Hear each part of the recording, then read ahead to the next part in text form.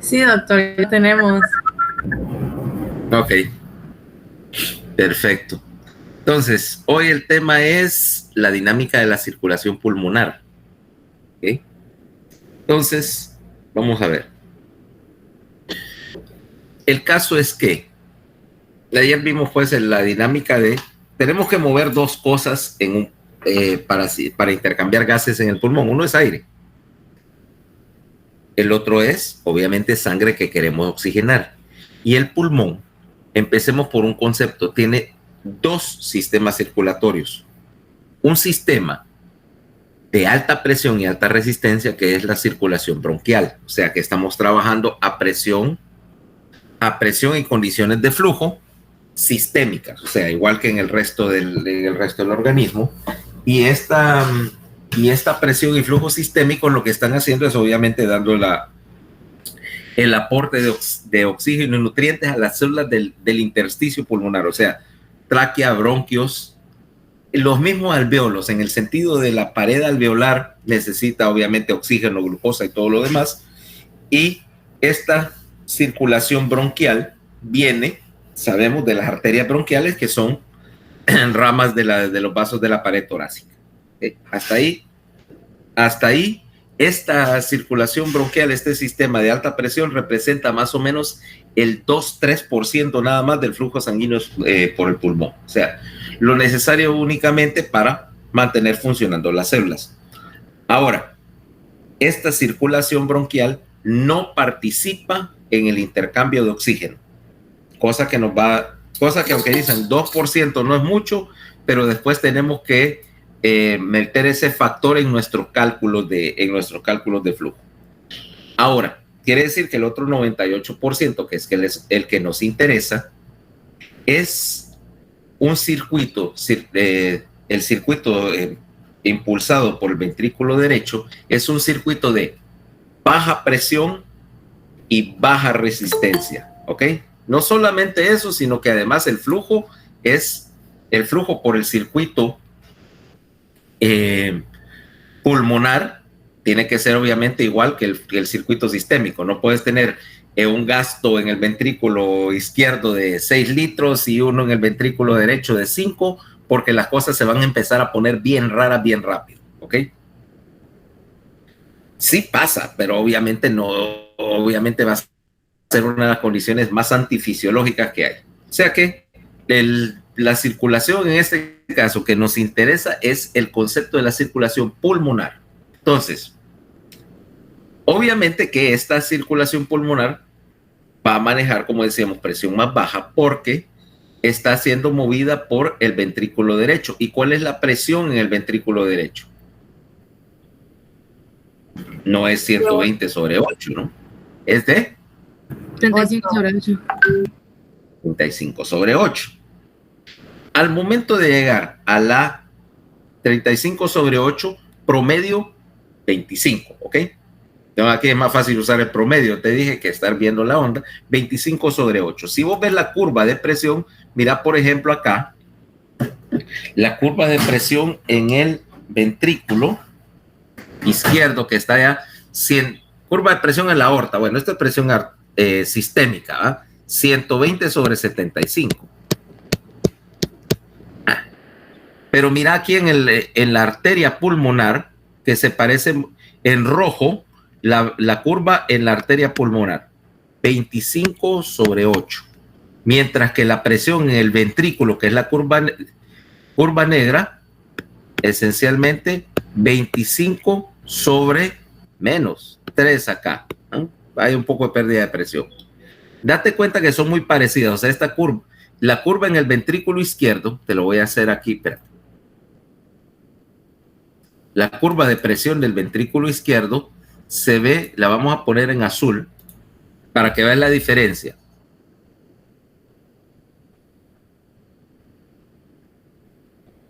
¿Ves cómo el ventrículo izquierdo genera una gran cantidad de presión? Mientras que el ventrículo derecho, curva negra, prácticamente no levanta gran presión porque no necesita hacerlo, ¿ok? Contra la resistencia del árbol pulmonar no necesita generar aquella enorme presión. Resultado, Vamos a hablar de la curva en la arteria pulmonar, que es lo que me está dando el movimiento de sangre a través del pulmón. Ahí,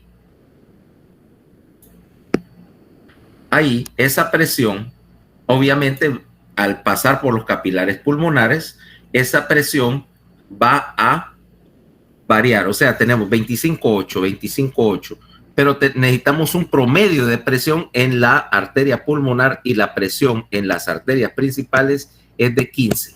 ¿Ok? Conforme vas moviendo sangre a través de la arteria pulmonar, la presión va a ir amortiguándose y bajando un poco al grado que vas a tener esta presión que es crítica en los capilares pulmonares. Y la presión en el capilar pulmonar es de 7 milímetros de mercurio. ¿Ok? Hay un nombre para esto. Se llama presión en cuña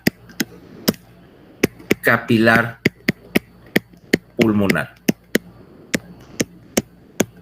Y hay maneras de determinarlo. De hecho, esta presión capilar en cuña para los cardiólogos tiene utilidad porque es una de las maneras de evaluar cómo está funcionando el circuito pulmonar, que es bien difícil de evaluar de otras maneras. Yo no puedo meter un catéter para leer la presión directamente en la arteria pulmonar en la mayoría de los casos. Se puede, pero tiene su problema. Entonces, vamos a caer en un punto. La presión en la arteria pulmonar, decíamos 25/8, promedio 15. Presión en los capilares, que ya generalmente es un flujo constante. Fíjate que acá hay otro detalle. Mira que la presión a partir de aquí es constante. 7 y baja hasta caer a la aurícula izquierda porque hay resistencia. Hay un poco de resistencia al flujo todavía. Resultado, presión en la aurícula, presión de llenado de la aurícula izquierda, 3 milímetros de mercurio. ¿Ok? De 7 milímetros de mercurio a 3 milímetros de mercurio, pero mira que la presión siempre es baja y no se modifica mucho. Ahora, ¿qué tiene que ver toda esta salsa aquí? ¿Ok? Que yo tengo que ver que si yo tengo en un capilar, tengo un alveolo acá y tengo un capilar pasando alrededor del alveolo. ¿Cuál es la dinámica de presiones acá? Yo tengo presión dentro del alveolo que quiere, y aquí tengo otro alveolo si quieres ponerlo acá, que quieren cerrar. Si yo los inflo y meto presión acá, voy a cerrar el capilar. Estoy haciendo presión sobre él, lo estoy apretando. Pero también tengo que tomar en cuenta que la presión dentro del todo el tórax es negativa y que por lo tanto tiende a abrirme el capilar, y que tengo presión acá, obviamente la presión esta, los 7 milímetros de mercurio, y todo eso me mantiene en balance. ¿Cuál es el problema? El pulmón o el alveolo está, decíamos por definición, a una presión cercana a la atmosférica. La cavidad torácica está a presión negativa y hay presión positiva en el capilar.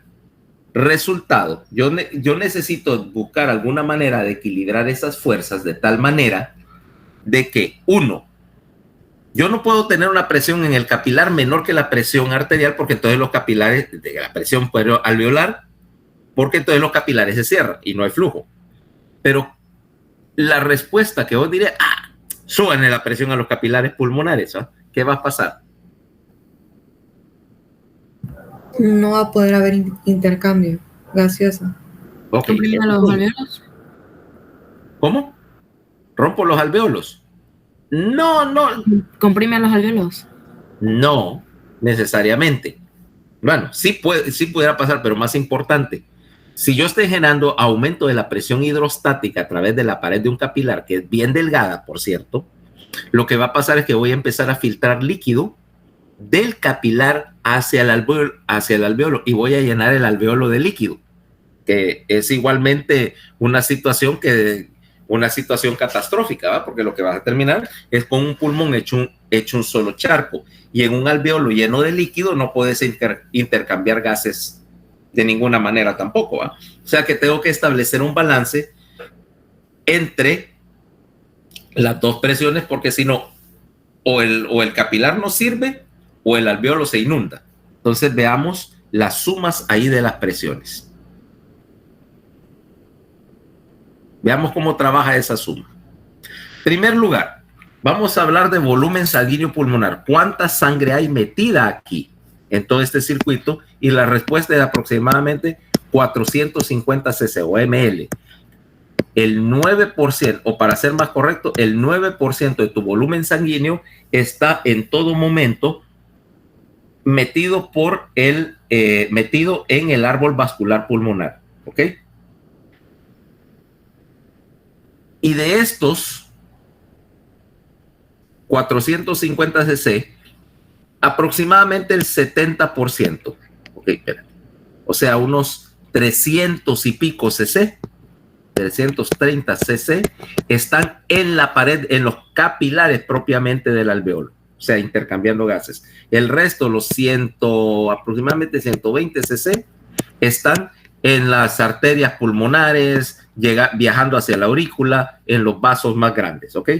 Acordate, no toda la sangre que está en el pulmón está en un momento determinado participando en ese intercambio gaseoso. Aproximadamente la sangre que se está oxigenando, entonces 330 cc más o menos de los 450 que tenés en los pulmones.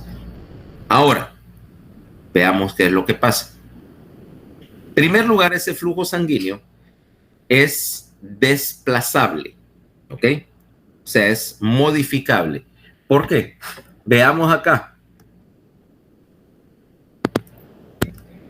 Flujo sanguíneo pulmonar puede variar con el ejercicio. Mira lo que está pasando. Aquí tenés el flujo sanguíneo en un paciente que está en reposo. Yo lo pongo a ejercitarse y toda la curva de flujo sanguíneo se va a ir para arriba. ¿Por qué?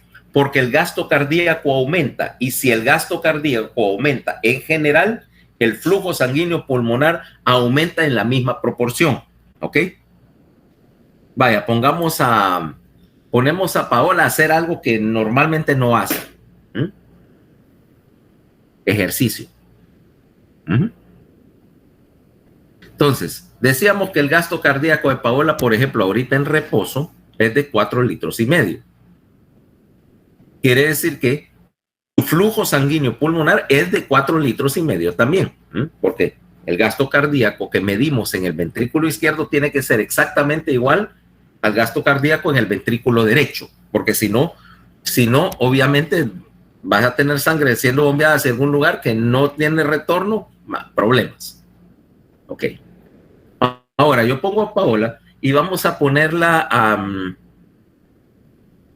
ya sé.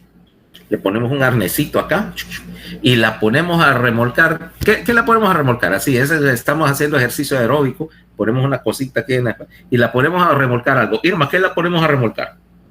Un refrigerador. ¿Con o sin rueditas? Sin. Sí, ok, Paola. Eso de doble fuerza para que sea más difícil. ¿Cómo? ¿Qué mala Irma, doctor? Eso de doble puerta para que sea más difícil. Ah, y yo le iba a poner la cereza al postre. Cuesta arriba,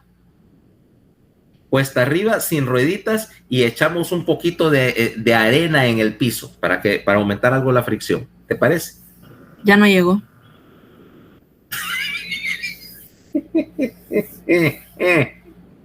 Ok, entonces el gasto cardíaco de Paola va a aumentar.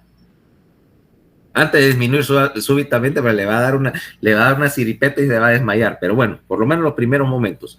Si tu gasto cardíaco, Paola, subió de 4,5 litros a 7 litros, por ejemplo, durante el ejercicio intenso, tu flujo sanguíneo pulmonar también aumenta a 7 litros por minuto. ¿Ok? Y tiene que hacerlo a expensas de una cuestión de reducir la resistencia vascular en el pulmón, porque no podés aumentar mucho la presión en el ventrículo derecho. ¿Te acordás lo que te dije? El ventrículo derecho no tolera que lo cargues con presión, entonces dilatas para aumentar el gasto cardíaco en el circuito pulmonar, haces dilatación de los vasos para reducir la resistencia y permitir que el gasto mejore. ¿Okay? No podés subir la presión significativamente. Quiere decir que ahora tu gasto cardíaco, vamos a hablarlo ahora, si hablamos del circuito pulmonar del circuito derecho, se está equiparando al del circuito izquierdo en todo momento. Eso te garantiza que cuando tengas demanda de oxígeno aumentada por el ejercicio, también tenés aporte de oxígeno aumentado, porque estás intercambiando más oxígeno por unidad de tiempo, por minuto o por segundo. El sistema en esa manera es autorregulado para evitar que tengas un déficit de oxigenación con el ejercicio. ¿Ya? Ok. Ahora, este flujo sanguíneo pulmonar tiene una cuestión, ves que no, que en condiciones normales, os diría, bueno, el flujo sanguíneo pulmonar, ¿y por qué es una curva? ¿Y por qué dice superior, medio e inferior? ¿Qué onda aquí? ¿Qué está pasando? Resulta que el pulmón, precisamente debido al hecho de que estás trabajando con una dinámica de presión bien balanceada, no está igualmente irrigado, aquí vamos a entrar en la palabra perfusión, más que irrigación, porque es más correcto. Perfusión implica el paso de sangre a través de un tejido y que ese paso de sangre está haciendo intercambio de algo, o sea, que está haciendo algo útil. Porque vos pudieras tener sangre que solo pasa, que solo está derivada, entonces compararlo con el concepto de derivación o de shunt, donde vos solo estás moviendo sangre de un lado a otro, pero no está intercambiando, solo está de paso. Aquí me interesa el concepto de perfusión. Y en teoría vos dirías, bueno, en un pulmón ideal, todos los alvéolos deberían estar recibiendo oxígeno de la ventilación y todos los capilares deberían estar intercambiando gases en el alvéolo. O sea, que tanto la circulación sea 100% eficaz y la perfusión fuera 100% eficaz. Pero en la vida real las cosas no son así. Y entonces vamos a hablar de un concepto, de una relación acá. Vamos a hablar de VQ. Q con un puntito acá. Esto se llama la relación ventilación-perfusión. Y relación ventilación-perfusión quiere decir que me cuantifica obviamente el ingreso de gas con el flujo sanguíneo a través del circuito pulmonar. Sí, y vamos a expresarlo como una fracción o como un porcentaje. Si todo fuera normal, si el pulmón estuviera 100% ventilado y 100% perfundido, esta relación BQ es de 1.0, ¿ok?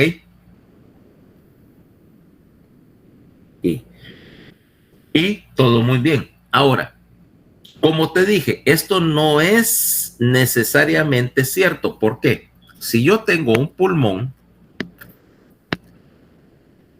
y su arteria pulmonar está entrando por acá, la sangre se va a distribuir. Ahora, la sangre que baja hacia la porción inferior del pulmón va a tener la presión en el ventrículo derecho, aquí está la cámara ventricular, y le sumas el efecto de la gravedad. Acordate que estás trabajando a presiones tan bajas donde la gravedad sí suma, ¿ah? Pero si estás bombeando sangre para arriba, entonces tendrías que hacer lo contrario. Si estás ventilando el ápice pulmonar, la presión hidrostática, la presión en el capilar pulmonar, tenés que restarle el efecto de la gravedad. Eso es, supongo que es un concepto que no requiere mucha elaboración, ¿va? ¿Me va siguiendo? ¿Me vais siguiendo? Sí, doctor. Ok. Ahora, por la misma razón, yo tengo ahora también un bronquio, y en el bronquio, ahora en azul, o bronquios, el árbol bronquial, voy a tener diferente facilidad para ventilar. Hacia el ápex pulmonar, esta parte es relativamente libre y hay un flujo libre de sangre, pero acá, en la porción, en la base del pulmón, la ventilación es un poco más mala. ¿Por qué? Porque tengo compresión de la base del pulmón. ¿Por qué? Por el contenido abdominal. ¿Okay? Si, por ejemplo, viene Paola y después de almorzar, sus hemidiafragmas, que con el estómago vacío estaba en una posición, ahora al llenar la cámara gástrica, los hemidiafragmas se van para arriba. Y considerando, ¿qué almorzaste ayer? Vamos a ver, ¿cuántas pizzas te comiste? No, ayer comí un pollo en salsa blanca. Se comió un pollo, ¿ok? Ahora, imagínate un pollo entero y no dice las guarniciones, las hemidiafragmas se te dan como a la segunda costilla, ¿ok? Resultado, esos alvéolos que están en la base están comprimidos, no están ventilados, o sea que tanto la ventilación como la perfusión en diferentes áreas del pulmón va a ser igual. Por lo tanto, esta famosa relación ventilación-perfusión no va a ser nunca igual, nunca va a ser perfectamente igual en todo el pulmón. Puedes tener, por ejemplo, aquí arriba, alvéolos que están bien ventilados y mal perfundidos, y abajo, alvéolos que están mal ventilados, pero que tienen un flujo sanguíneo adecuado. Por lo tanto, la relación entre B y Q no es realmente igual para ninguno dos sectores del pulmón. Lo que vamos a trabajar entonces es con el promedio de esta relación. O sea, calculando que uno puede compensar al otro. Y entonces yo quiero mantener esta relación lo más cercano a la perfección que pueda. Me vais siguiendo, ¿ah? con este análisis. Entonces, veamos qué es lo que pasa. Empecemos con la parte de la perfusión. En el pulmón voy a tener 3 posibilidades, lo que vamos a llamar las zonas del flujo sanguíneo pulmonar. Miren el primero. En zona 1, la presión alveolar es mayor que la presión capilar. Ponele que aquí la presión capilar es más 4 y aquí la presión alveolar, ponele, fuera más 5 o cualquier número arbitrario. ¿Qué pasa? El alveolo está enrollado alrededor del capilar, literalmente, y lo está cerrando. O sea, está actuando exactamente igual que el manguito de tu aparato de tomar presión. Tiene aire, lo comprimo, cierro el vaso sanguíneo, cero flujo, ¿ok? Hablando de tomar presión, ¿cuántos aparatos tenemos? Yo tengo solo uno, ahí en el consultorio, obviamente. ¿Cuántos de esos, cuántos chucuchucos tenemos? Pues por lo menos unos 5, doctor. Ah, más que basta y sobra. Basta y sobra. Si con tres bastaría. Como son 2 grupos. Ok. Entonces, veamos acá. Entonces, ¿qué pasa acá? Quiere decir que aquí no hay perfusión. B, ¿qué dice acá? B sobre Q va a ser mucho mayor que 1, o sea, tiende a infinito, o sea, y vos sabes que ahí no hay intercambio gaseoso porque obviamente ahí estarías queriendo dividir sobre 0. En la zona 1 no hay intercambio de gases. ¿Ok? No hay intercambio de gases. En condiciones fisiológicas nunca deberías tener zona 1. ¿Ok? Ay, ¿qué pasó ahí? Condiciones fisiológicas no deberías tener zona 1. Zona 1 es un problema en algunas condiciones. Por ejemplo, cuando estás con presiones alveolares positivas, caso, por ejemplo, de una enfermedad pulmonar obstructiva, en la cual aumentas la presión alveolar y entonces no estás ventilando mal, tal vez, pero definitivamente no estás perfundiendo. Esto no es bueno. La otra manera de ganarte una gran zona 1, y ese es un problema más de los intensivistas, es que vos trabajas tu ventilador mecánico. Tu ventilador mecánico trabaja a presión positiva. ¿Okay? Tenés una máquina acá que está literalmente bombeando aire, infla el pulmón y luego deja que se desinfle. Si yo no sé, y a veces, y yo tengo diferentes maneras de programarlo, a veces quiero poner cierto grado de presión positiva al final de la expiración, eso se llama PIP, para que, por ejemplo, un alveolo que está pesado o encharcado porque tiene una neumonía no se me colapse. Ok, meterle presión positiva al final para que nunca llegue a 0. Y yo empiezo a jugar con esa PIP, pero de repente calculo mal y se me pasa la mano, le meto una PIP muy alta. Si la meto excesivamente alta, de hecho voy a reventar los alveolos. ¿Va? Puedo ponerle que no la puse tan alta, pero sí lo suficientemente alta para meterme, qué sé yo, la mitad del pulmón a esa zona 1. Entonces tengo literalmente la mitad de los alveolos le está llegando bastante aire y con todo el oxígeno, y incluso le puedo meter 100% de oxígeno, pero como no hay flujo sanguíneo, no hay oxigenación y la oxigenación sanguínea se viene para abajo. Zona 1 no es buena idea. Ahora vámonos a la siguiente zona. Zona 2. En zona 2, acordate que la presión alveolar, vamos a decir aquí que es constante. No le voy a poner más 5. Le voy a poner un valor más fisiológico. Tengo más 1. ¿Ok? Ahora mira la presión de perfusión capilar. En este momento, la presión, como al fin y al cabo la presión decíamos más 7, pero en algún momento yo le tengo que restar, estoy en la parte alta del pulmón acá, y al 7 le tengo que restar el efecto de la gravedad. Entonces la presión efectiva en el capilar ya es más 3, no es más 5, pues sí. Más 3 durante la sístole, pero durante la diástole cae a 0. ¿Ok? ¿Qué quiere decir? Que durante parte del ciclo, durante la sístole, hay más presión en el capilar que en el alveolo, por lo tanto, la sangre puede fluir. Pero cuando la presión cae a 0, la presión alveolar cierra el capilar. Resultado, la relación B sobre Q es intermitente. Quiere decir que este alveolo solo está intercambiando oxígeno parte del tiempo, ¿ok?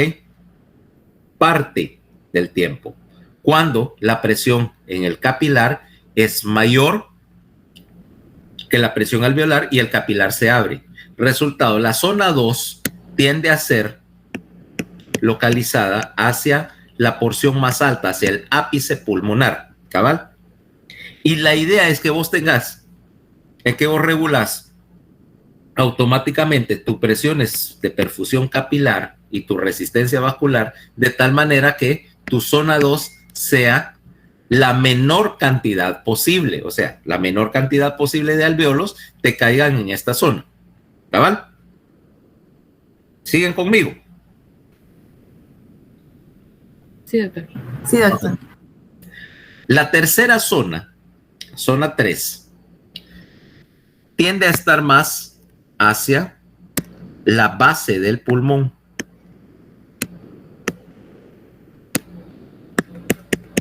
En la zona 3, la presión capilar siempre es más alta que la presión en el alveolo. O sea, ponerle que aquí la presión en el alveolo es constantemente más 3, por ejemplo.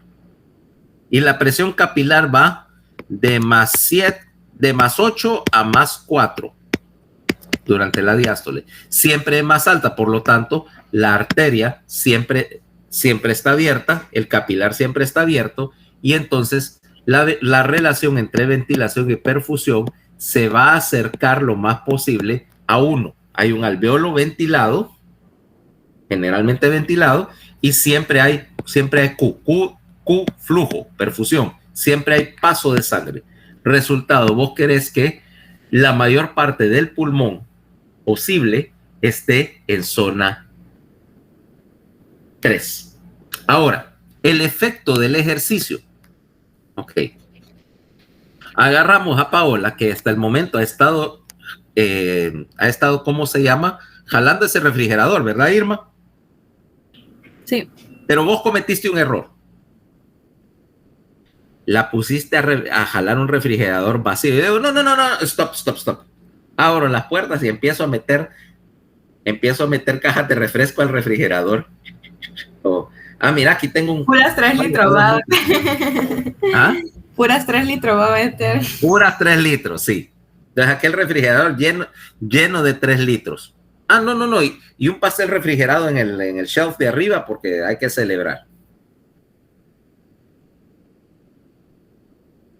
Hay que celebrar que hemos logrado... Bien.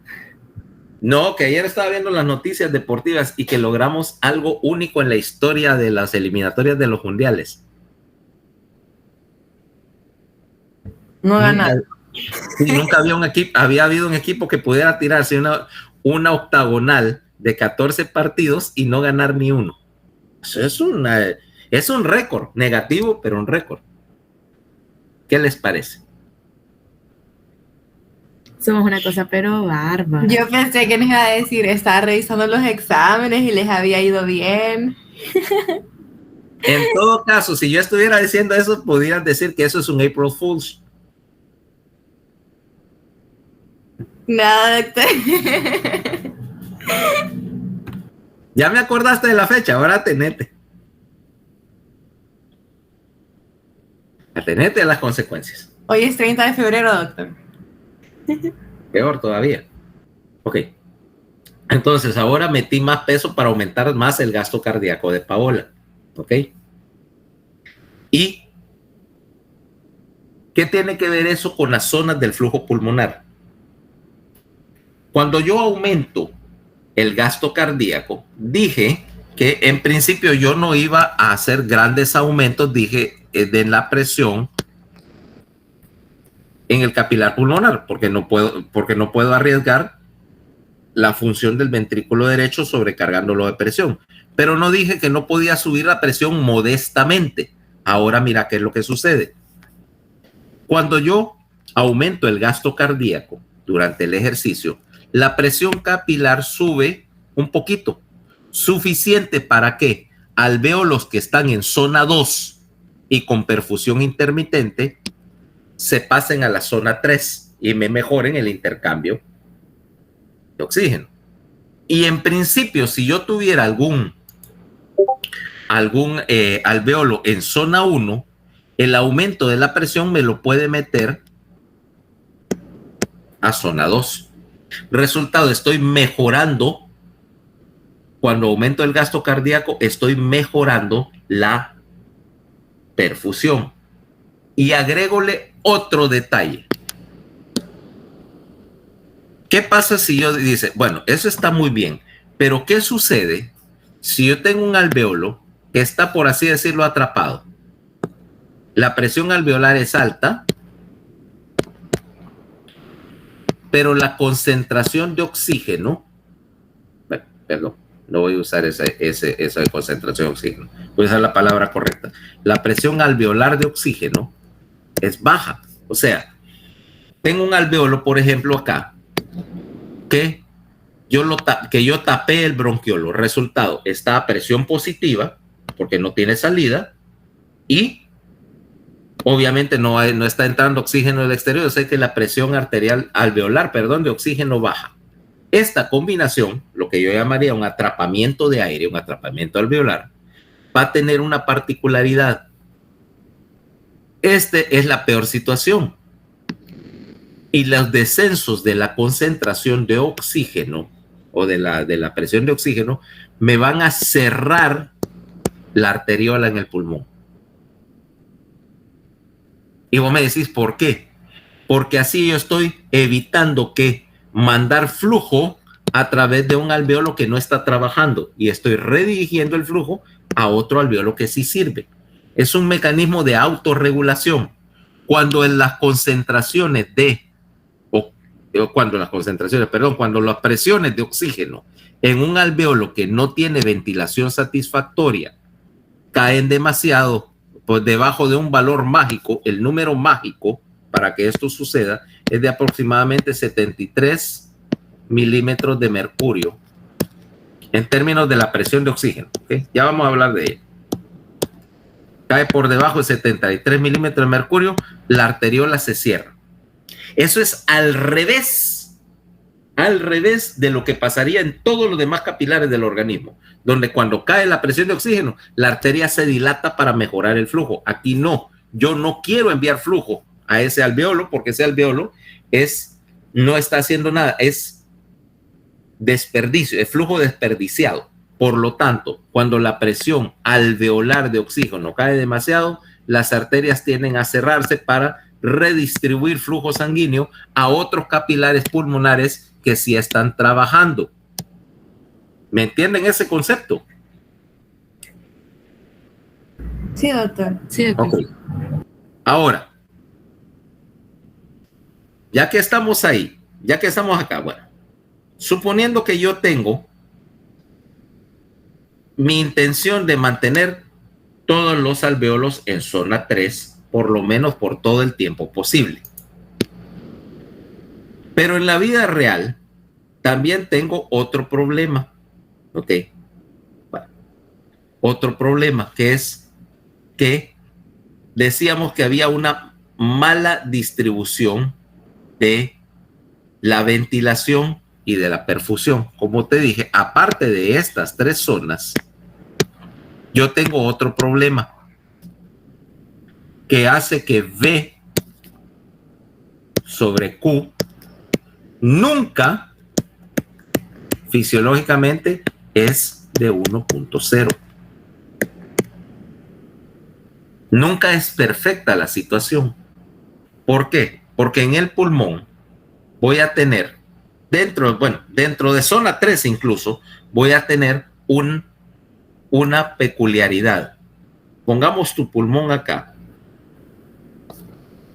Y yo tengo también 3 regiones dentro del pulmón. Como te dije, en el ápice pulmonar,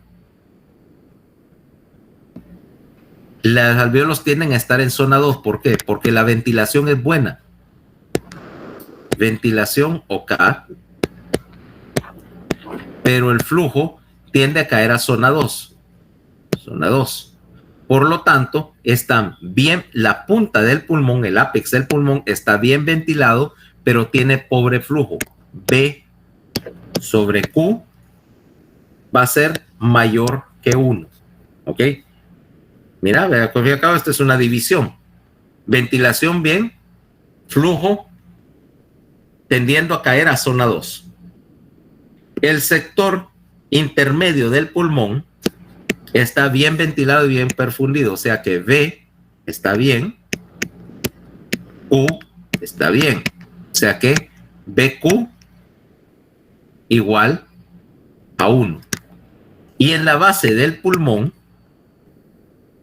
la perfusión está bien, Q, ok, pero la ventilación está disminuida, está comprimido, por lo tanto, P sobre Q es menor de 1. Ves que tenés 3 zonas en donde la ventilación y la perfusión son desiguales. La idea acá es que lo que estás midiendo es B sobre Q. Ahora viene otro detalle. ¿Te acordás que te dije que del 2 al 3% de la circulación en el pulmón estaba yéndose por la circulación bronquial? ¿Sí? Sí, doctor. Pues fíjate que eso participa en Q, quiere decir, participa al flujo sanguíneo que está pasando a través del pulmón. Por lo tanto, del 2 al 3% del flujo sanguíneo se está no desperdiciando, se está derivando. Este 2 a 3% es lo que llamamos shunt o derivación fisiológica. ¿Ok? O sea que de ese flujo sanguíneo pulmonar, el 2 al 3% es shunt fisiológico. Como ese 2 al 3% no está participando en el intercambio de oxígeno, quiere decir que tu saturación de oxígeno nunca va a ser del 100% porque parte de la sangre no está oxigenándose. Resultado, esto explica que si yo te pongo tu pulso oxímetro, pongo el pulso oxímetro en tu dedito, me va a marcar, no me va a marcar 100% si el pulso oxímetro está bien calibrado. Me va a marcar 97 a 98%. ¿Te acordás lo que te decía? ¿Okay? O si tenés uno de esos chunchitos y lo probas, ¿tenés alguno de esos? ¿Alguien tiene esos chunchitos en la casa? Ya me lo voy a poner ahorita, doctor. Ah, ¿tenés uno? Después vamos a ver. Eso ahorita en reposo. Después probamos después de jalar la refri.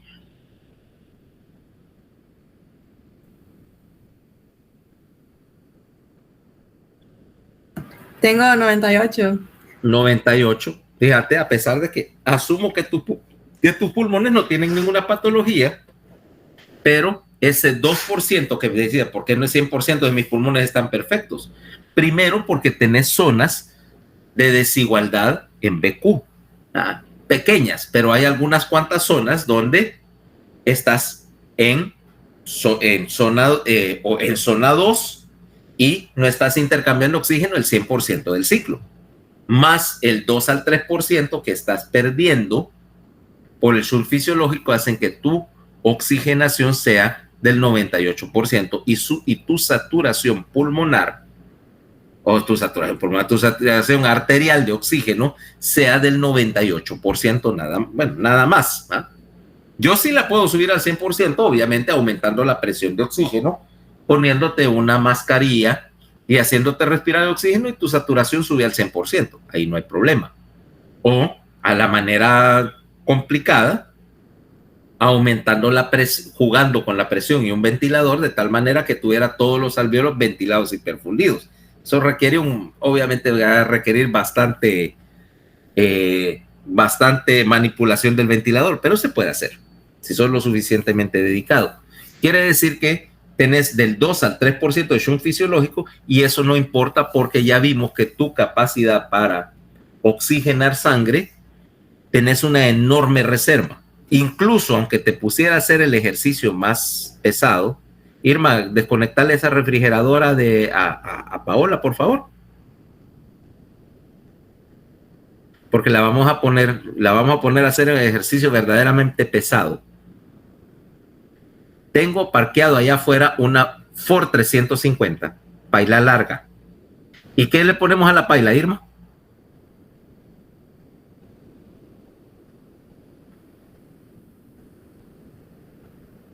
¿Qué puedo poner en la paila de un Ford 350?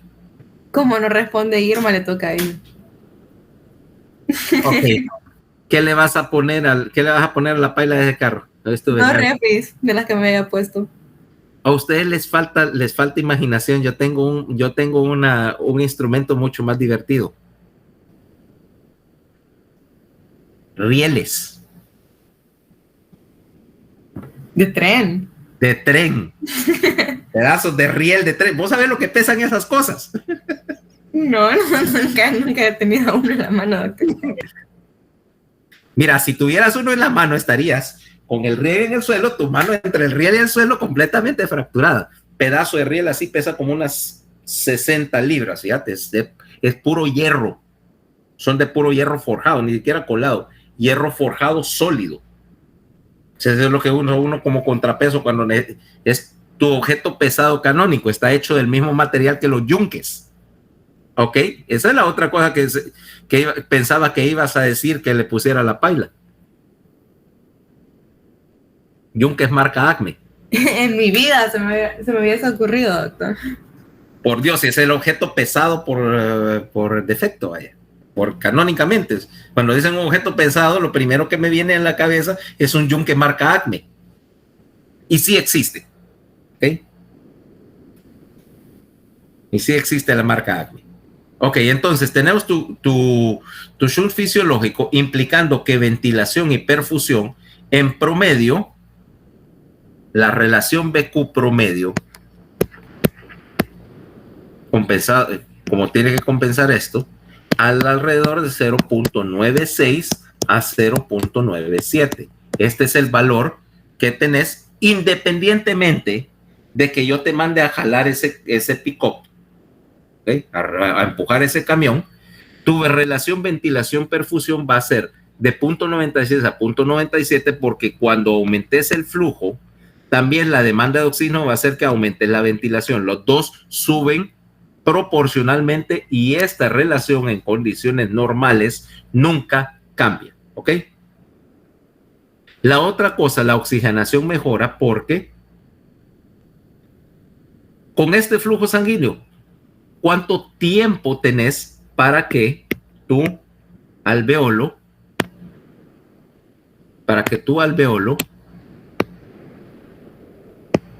pueda intercambiar oxígeno? O sea, ¿cuánto tiempo toma el capilar en mover oxígeno entre la entrada, entre la arteria y la vena?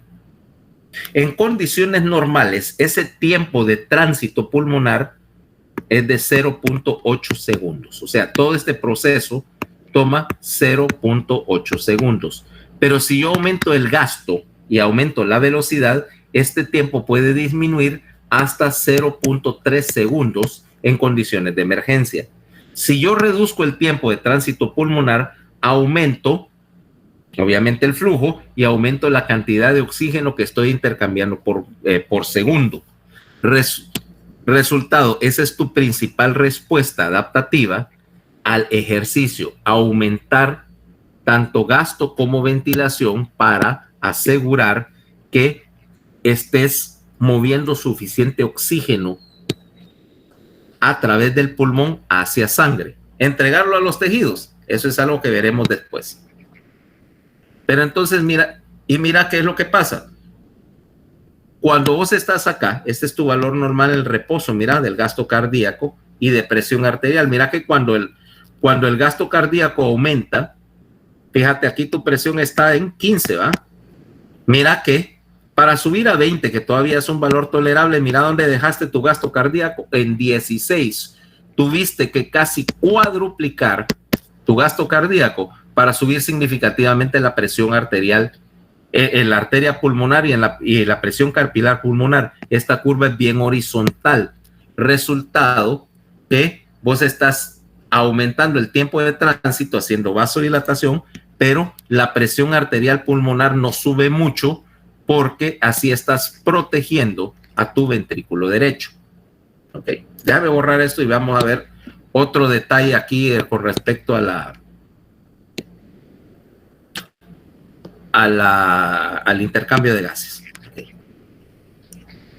Ahora, déjame quitar esto para que no quede ahí manchado mi libro. Listo. Ahora, habíamos hablado de la dinámica circulatoria, pero también tenemos que ver las presiones capilares. ¿Por qué? Porque hace un rato te dije que la última cosa que yo quiero es encharcar el pulmón, el alveolo con líquido. Ahora mira qué es lo que sucede. Aquí otra vez tenemos un equilibrio de Starling. tenemos fuerzas que me quieren sacar líquido del capilar, específicamente la presión hidrostática en el capilar, y tengo otra presión, la presión osmótica en el intersticio pulmonar, porque aquí hay algo de proteína y es menos 14. ¿Ok? Mientras tanto, y tengo también la presión en el intersticio pulmonar, o sea, en el pequeño espacio en que hay entre el capilar y el alveolo, o sea, en el intersticio del pulmón, hay presión y acordate que esa presión es negativa. ¿Ok? Mientras tanto, queriéndome jalar líquido hacia el capilar de vuelta, está la presión osmótica de la proteína que está dentro del capilar. Resultado, ¿cómo balanceamos este asunto? Vamos a ver. Saquemos una suma.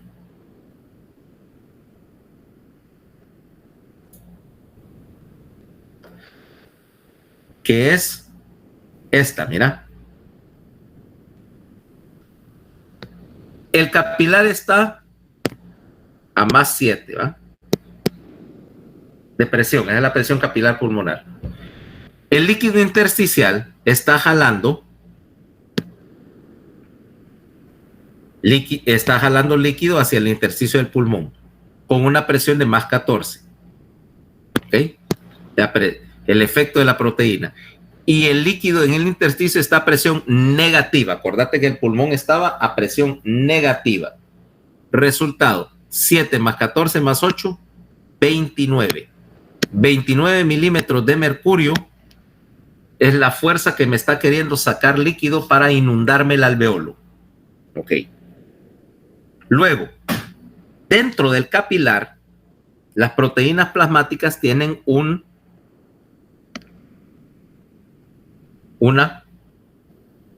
presión osmótica de 28. Quiere decir que 29 menos 28 me da más 1. O sea, tengo 1 milímetro de mercurio de presión que me está tendiendo a sacar líquido del capilar para llenarme el alveolo.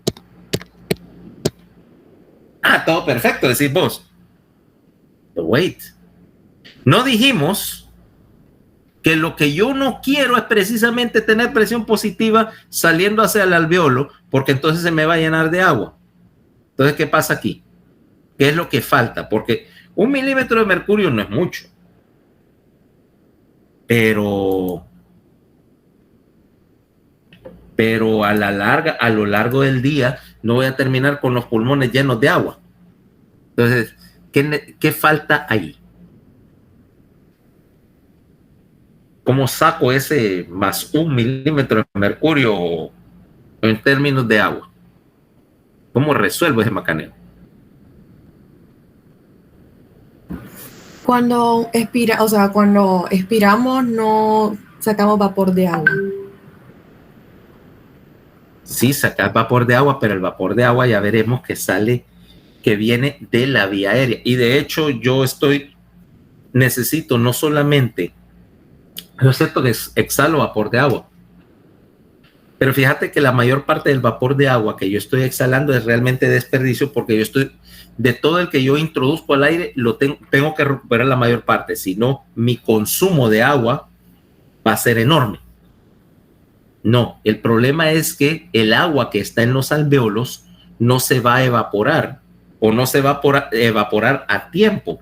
Mientras no la evapores, está bloqueándote el intercambio de oxígeno, porque literalmente estás con un pulmón lleno de agua, ¿ok? Y si vos pudieras respirar con un pulmón lleno de agua,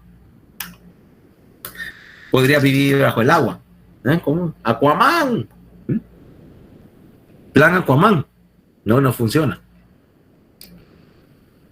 Resulta que los pulmones tienen un mecanismo o una red linfática bastante extensa. Ahora mira qué es lo que te falta acá. Quedamos que más 1, ¿va? Ahora veamos qué es lo que pasa con los linfáticos pulmonares, que son amplios y extensos, por 2 razones.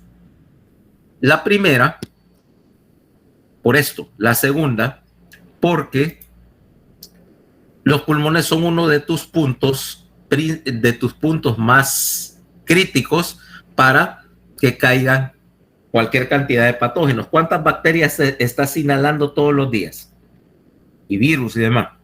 Los linfáticos te hacen esa función de protección. Pero mira, tenías +1, ¿ah?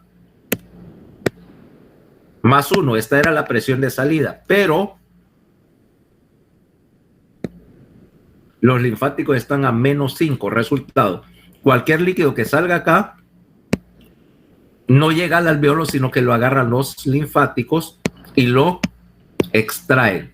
El +1 es compensado por el hecho de que aproximadamente 200 a 300 cc por día están siendo bombeados a través de los linfáticos de regreso a la circulación. Y además, para garantizar que haya, ¿cómo se llama?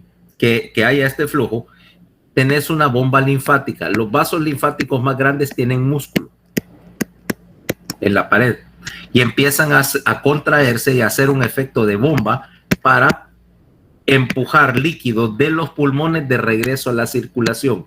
Ahora, si vos perdieras los linfáticos pulmonares, esos pulmones se van a poner no solamente húmedos, no solamente te interfieren en el intercambio de gases, sino que también se van a poner pesados. ¿Ok? Acordate del pulmón en sí. ¿Alguna vez has manipulado un pulmón, Paola? ¿Humano o bovino? Bueno, no sé si cuenta el de la necro que tiene 10 años ahí, ¿verdad?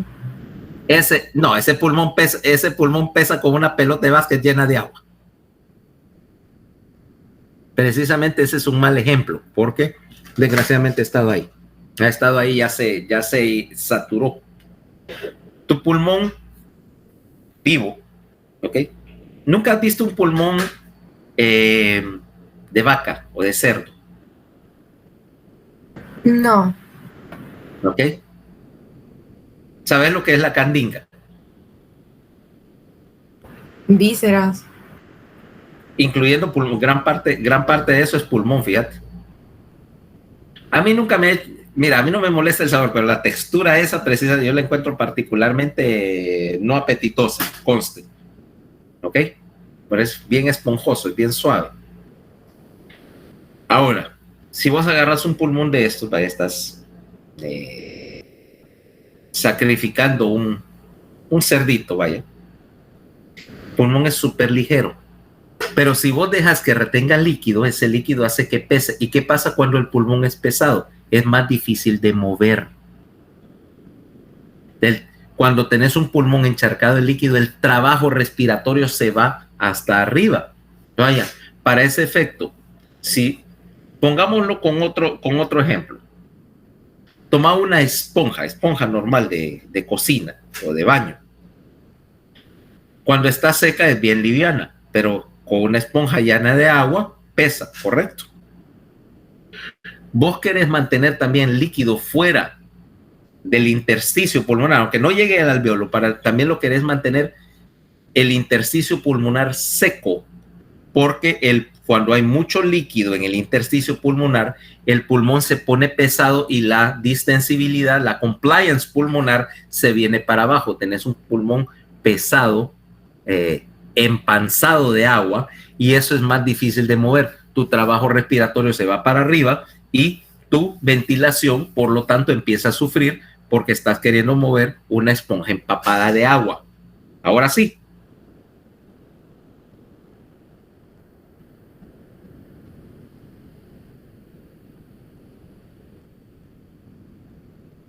Sí, doctor. Ok. Todo el mundo me va siguiendo, porque ya voy a salirme de este asunto. Ok.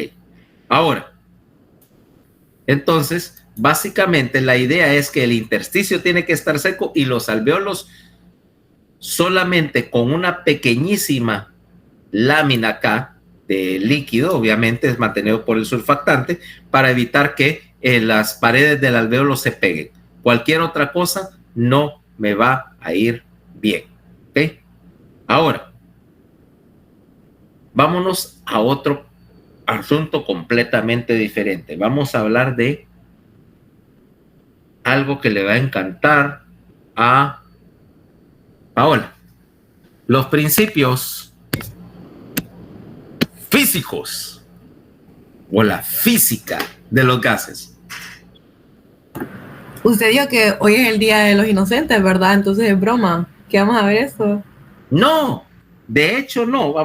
Nos vamos a meter en el capítulo, en un capítulo que involucra, entre otras cosas, física, y la parte de la física que más me gusta, aeronáutica. Hay un capítulo de eso, lo estaba viendo. Oh, sí. Hay textos sobre eso. Fisiología de aviación. No, pero en el mismo Guyton. Sí, en serio que hay un capítulo de fisiología de aviación. Ah, te lo preguntan también. Te lo preguntan también en el examen de la licencia. Por lo menos, no sé si todavía está en la licencia de piloto privado, pero definitivamente está cuando haces tu certificación comercial o tu ATPL, tu licencia de transporte. Sí te preguntan esa clase de cosas sobre hipoxia, porque es una de las mejores maneras de matarte, de matarte cuando vos estás no pones la presión de cabina correctamente. Bueno, hubo un accidente una vez incluso hicieron, salió en National Geographic y en varias series, de un avión. Oíme bien que esta es una historia bien, ha habido varios, pero este es el más famoso. Un avión de pasajeros. Vos sabés que un avión de pasajeros, aquí en el montón de botones que tenés los controles del aire acondicionado y la presión de la cabina.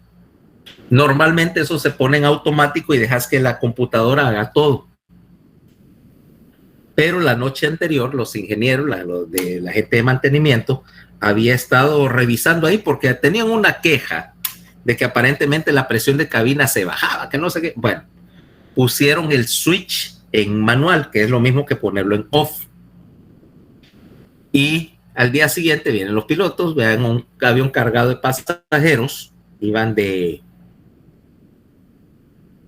para Atenas, ¿ok? Era un vuelo, era una aerolínea griega. No encendieron la presión de la cabina, subieron, y a pesar de que el avión les dio alertas, la hipoxia, como había tan poco oxígeno a gran altitud, se empezaron a desorientar, se desmayaron, todo el mundo en el avión se desmayó. Y el avión siguió volando en piloto automático hasta que llegó a su destino y se estrelló cuando se le acabó el combustible. ¿Ok? Todo el mundo se mató sencillamente porque no habían puesto presión de la cabina. Es una de las cosas que te preguntan en el examen. ¿A qué altitud? Si te falla el sistema, ¿qué tenés que hacer? O sea, ¿a qué altitud bajar? ¿Cuándo ponerte la máscara de oxígeno? ¿Qué presión le vas a poner?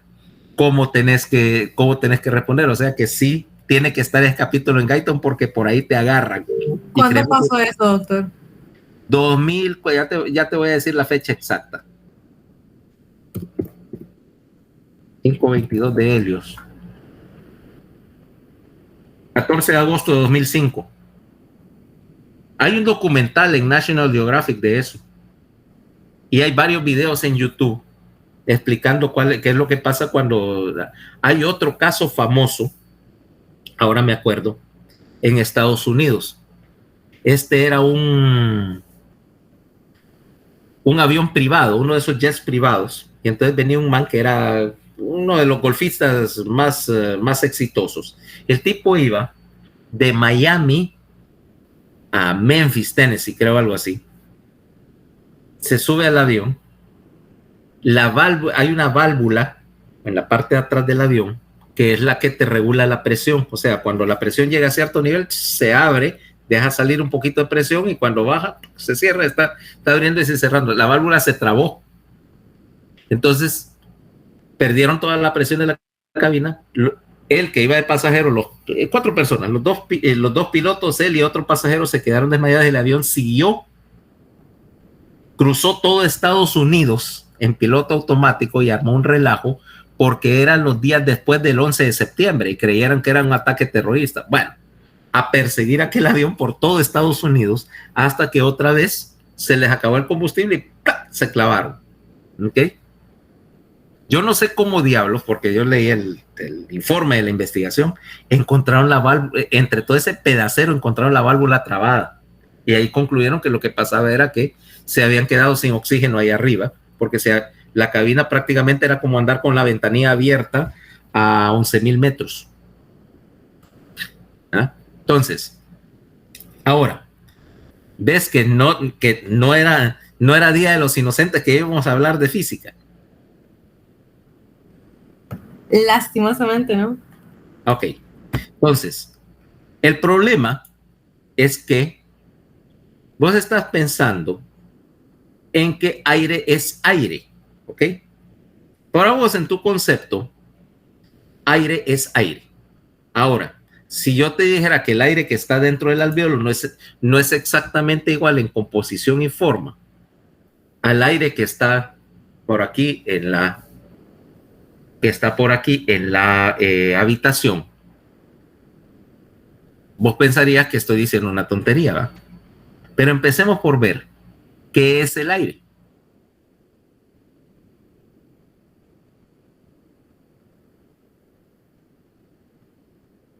Desde el punto de vista, Un compuesto de gases. es una mezcla gaseosa. Ahora, una mezcla gaseosa con una composición generalmente bien definida. Decimos, el principal componente es nitrógeno, ¿va? ¿Cuánto, Irma? Ahí sí le quedó mal, no tengo idea. 78.1% aproximadamente. El siguiente componente, que es el que nos interesa, es el oxígeno. La proporción de oxígeno, perdón, 78.1, no 78.1. No, 78.9. Oxígeno en el aire ahorita tenemos 20, aquí estamos a nivel del mar, ¿va? San Pedro Sula. 20.9% del gas que estamos respirando es oxígeno, ¿ok? Ahora, vamos a agarrar y nos subimos en nuestro piel corsario y subimos a con el turbo 9,200 metros de altura, ¿ok? Arriba de la altitud del Everest. 9,200 son 28,000 pies y todavía estamos volando cómodamente con nuestro avioncito a esa altitud, ¿ok? ¿Qué porcentaje de oxígeno? Porque vos entenderías que a esa altitud normalmente vas a tener tu máscara de oxígeno puesta. Y sigo trepando.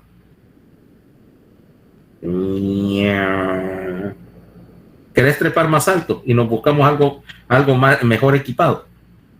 Okay. Pero sigo trepando. 9,000 metros de altura. 30,000 pies. ¿Cuál es el porcentaje de oxígeno que hay en la mezcla a 9,000 metros de altura donde ya no se puede respirar sin mascarilla?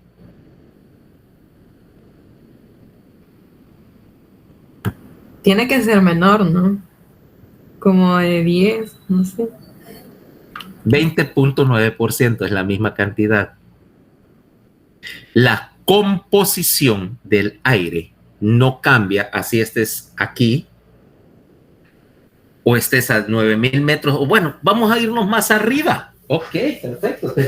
Tenemos el aparataje necesario. ¿Qué tal si tenés algo que pueda subir a 18,000 metros de altura? Un MiG ruso. Estás a 18,000 metros de altura, 40,000 pies, donde definitivamente ya no podés respirar ya ni siquiera necesitas una mascarilla, necesitas lo que se llama una máscara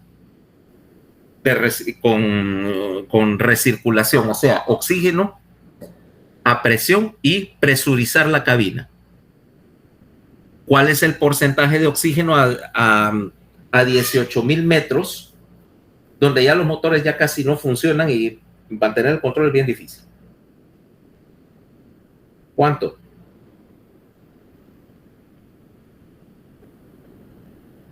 Es igual, 20.9. 20.9%. Eso Ese porcentaje de oxígeno en el aire que respiras es lo que se llama la fracción inspirada de oxígeno. Y aquí entramos en la primera abreviatura. FiO2, el porcentaje de oxígeno que está en la mezcla que respiras. Para nuestro efecto práctico, vamos a decir que es 21%, ¿ok? O más bien, hacer lo correcto, FiO2, porque es fracción, no porcentaje. 0.21. Correspondiente al 20.9% de oxígeno en el aire. Esto es FiO2 en el aire de la habitación, ¿ok? O en el aire de cualquier parte. Ahora, ¿cómo se llama? El aire no solo es oxígeno y nitrógeno, tenés un montón de cosas disueltas ahí. Tenés un poquito de gas argón, tenés algo de dióxido de carbono naturalmente presente en el aire. Veamos la composición. Aquí tenés, mira. Un poquito, 0.5% de la atmósfera es dióxido de carbono, ¿ok? Y David te da otra cosa, helio, etcétera, etcétera, etcétera. Entonces, la idea es que ahora vamos a hablar de otra cosa. Si ya dijimos que la composición del aire que estás recibiendo en tus pulmoncitos siempre, y para nuestro efecto fisiológico, siempre va a ser esa. Ahora, lo que va a cambiar entonces entre un caso y otro va a ser la presión atmosférica. Eso es diferente. Yo estoy aquí a nivel del mar y entonces vamos a decir que nuestra presión atmosférica podemos medirla, dijimos, de diferentes maneras, ¿ok? Podemos medirla en kilogramos por centímetro cuadrado, que sería una unidad. Podrías medirla en una unidad más práctica que es pascales. Bueno, de hecho un pascal es una unidad bien pequeña. Vas a medirla en hectopascales o en kilopascales, que es una unidad, y dirías la presión atmosférica a nivel del mar es de 1013 hectopascales o 100 kilopascales, macanudo. Pero esa unidad la utilizan los físicos. Dice, entonces a Paola le dio alergia porque en cuanto le dijeron que lo usaban los físicos, a ella le empezó a dar alergia. Es más, se fue. No, es que Paola no conectó su compu, doctor, y se la apagó, pero ya regresó. La misma Paola que no se contó a sí misma cuando estaba haciendo la lista, ¿va? Esa misma, doctor. Esa misma. Ok. Entonces, puedes medirlo en términos de pulgadas de mercurio, que es como te decía que en tu avión tenés aquí un instrumento, un altímetro, y el altímetro es básicamente un barómetro, mide la presión atmosférica y convierte la presión atmosférica a altitud, ¿ok? Y no me voy a meter en los detalles del reglaje altimétrico porque eso le da dolor de cabeza al Buda de Kioto. ¿Okay? Y dice pulgadas de mercurio. O podés medirlo, que es lo que vamos a hacer acá, en milímetros de mercurio. Esta va a ser nuestra unidad. Más que nada porque así la podemos hacer compatible con las unidades que hemos usado hasta ahorita. Aquí estamos a nivel del mar y vamos a asumir que estamos a nivel de lo que llamamos la atmósfera ideal o promedio para nuestros cálculos. Y el valor normal de la presión atmosférica, decimos 20 grados, por ejemplo, así como estoy aquí en la habitación, 20 grados nivel del mar, es de 760 milímetros de mercurio, ¿ok? Para todo efecto práctico, recuerden, la presión atmosférica a nivel del mar, 760 milímetros de mercurio. Grabado.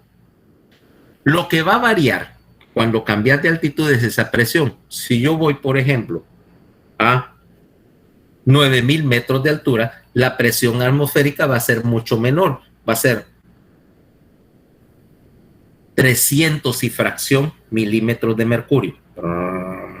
Y más o menos ahí estoy casi al límite de lo que puedo subir con este avión de hélice, ¿verdad? Más que nada porque con esa presión atmosférica tan baja, el motor ya no funciona y el aire es tan raro que la hélice ya no me mueve. De hecho, ya mejor vamos a buscarnos un motor que funcione a más altitud. Y nos vamos a 18,000 metros con este. Bueno, ya casi a punto que los motores se apaguen por falta de...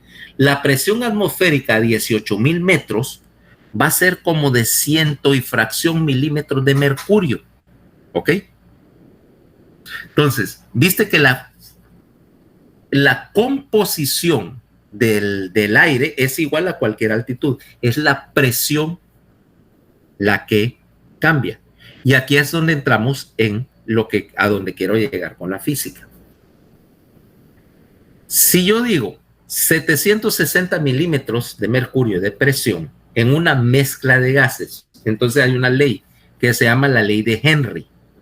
La ley de Henry te dice que la presión de una mezcla de gases es igual a la suma de la presión de sus componentes. Quiere decir, por ejemplo, que si yo tengo aquí una botella cerrada, ¿eh? Un cilindro de gas, vaya. Tengo un cilindro de gas, un tanque de esos de aire comprimido. Ponele que lleno ese cilindro y le pongo 50% oxígeno y 50% cualquier gas, helio. La presión que esté dentro del cilindro va a ser la suma de la presión del oxígeno y la presión del helio que metí ahí. ¿Cabal? Entonces, quiere decir que podemos hacer la matemática. Por ejemplo, ¿cuánto es la presión de, ¿cómo se llama? La presión de gases en una mezcla de aire. Y aquí la tengo, mira.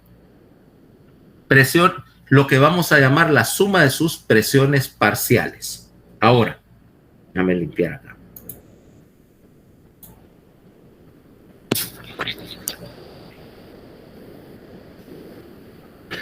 Mira acá, esto es aire atmosférico en un día medio fresco y claro, dice. Ok, perfecto. A nivel del mar, ok.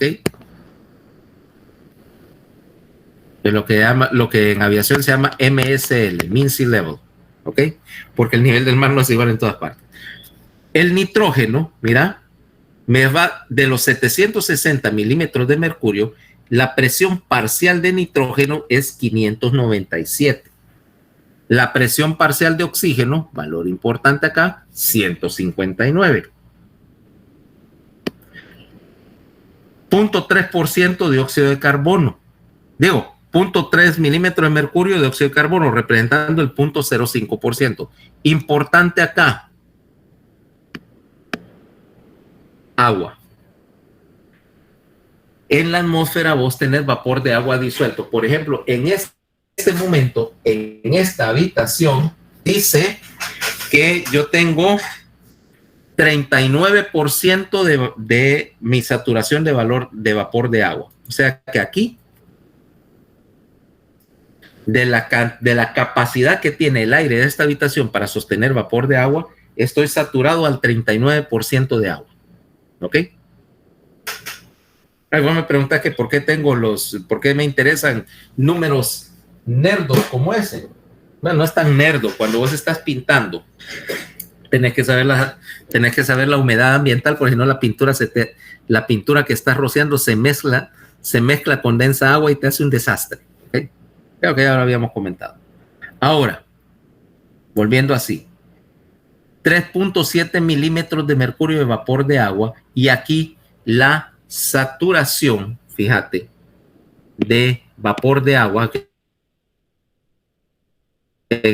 aquí creo que están en algún lugar muy desértico, esto debe ser Phoenix, Arizona o algo así, porque aquí la saturación de vapor de agua anda como por el 15%, que sería como en un desierto, no sé, estos no se sacaron su muestra. Total, la suma, mira, 597 más 159 más 0.3 más 3.7 igual a 760. Las presiones parciales de todos los gases se suman para hacer la presión atmosférica. ¿Cabal? ¿Me entendieron ese concepto? Sí, doctor. Ok. ¿Están claros con eso? El problema es que si yo meto al alveolo aire con 15% de vapor de agua, me voy a echar el alveolo. Acordate que te dije, a vos no te gusta el aire seco y precisamente la razón de que tenés toda la vía aérea, nariz y nasofaringe, el primer trabajo que tenés que hacer para respirar es pasar aire por la nasofaringe para hacer dos cosas. Uno, filtrar todas las partículas, ¿ok? Por eso tenés vello en la nariz y tenés los cornetes. Los cornetes tienen dos funciones. Uno es introducir turbulencia. Cuando vos introducís turbulencia, todas las partículas pesadas, polvo y demás, se van al fondo y se atrapan en el moco. De hecho, eso lo vas a ver. Los aires acondicionados de las, por ejemplo, no, esos grandotes que tienen las empresas, tienen un sistema donde el aire entra por una especie de turbina para que se separen todo el polvo y todas las partículas. No tienen filtros, ¿ok? El cornete es el filtro, ¿ok? Primer trabajo, lo filtraste. Segundo trabajo, querés saturar el aire que está respirando con vapor de agua, ¿ok? Llevarlo a de 15% o de 20% o de 39% a 100% de humedad, ¿ok? ¿Por qué? Si metes aire seco al pulmón, vas a dañar rápidamente el epitelio del alveolo que intercambia gases. Por lo tanto, vos querés meter aire húmedo. Resultado, tenés que agregarle vapor de agua. Y cuando le agregas vapor de agua, la presión parcial del vapor de agua obviamente aumenta a expensas de la presión de oxígeno. Vaya. Puesto así, pongámosle el caso, te lo voy a poner con un ejemplo a Paola, que siempre tiene hambre. Y entonces tenés un tazón y vas a ponerle cereal, leche y marshmallow. Estás en, ¿cómo se llama este lugar? Cerealólica, ¿ok? Ahí, haciéndote un tazón de cereal.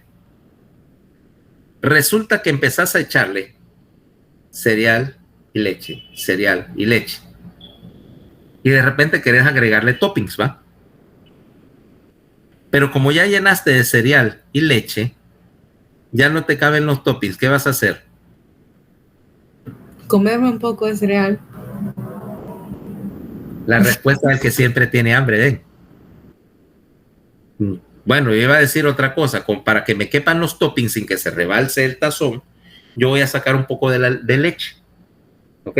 Para tener más cereal y más toppings.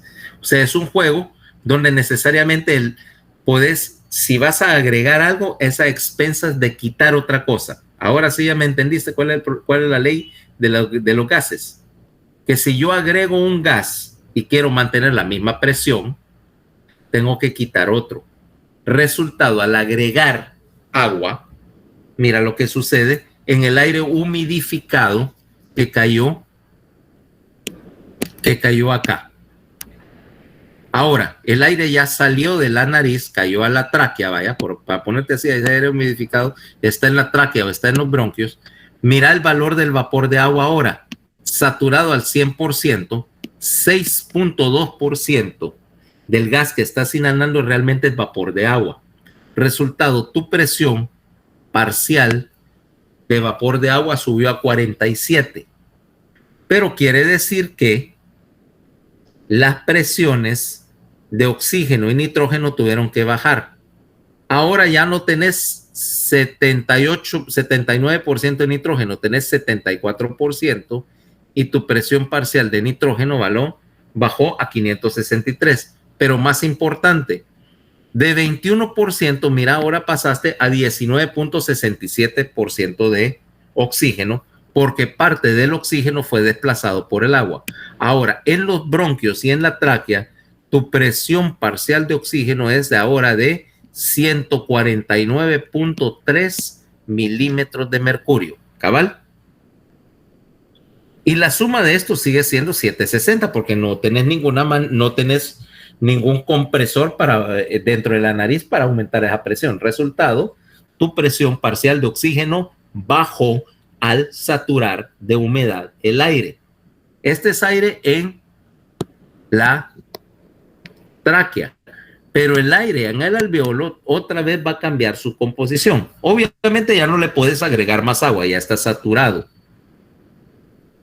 Pero ¿qué pasa con este? Te lo voy a explicar después, ¿ok? El lunes vamos a hablar esto. Van a leer estas páginas, el que tiene Guyton, el capítulo... ¿Cuál es este? Capítulo 39 y capítulo 40. Ese es el tema del día lunes, ¿ok? Entonces, bueno, mañana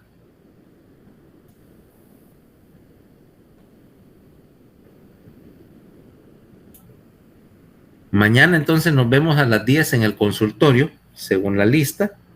Doctor, ¿cuál es el número de su consultorio? 24.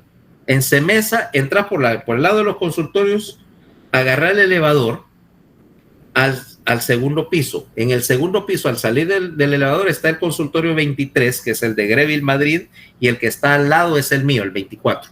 Todavía no tiene porque no he terminado de mandar a hacer ¿cómo se llama? El sticker ese de la pared con mi nombre, pero es el segundo consultorio. Es decir, sí está rotulado, dice 24, ¿ok? Ok. Listo. Bueno, ok. Entonces, nos vemos mañana. Listo, gracias, doctor. Ok, bye.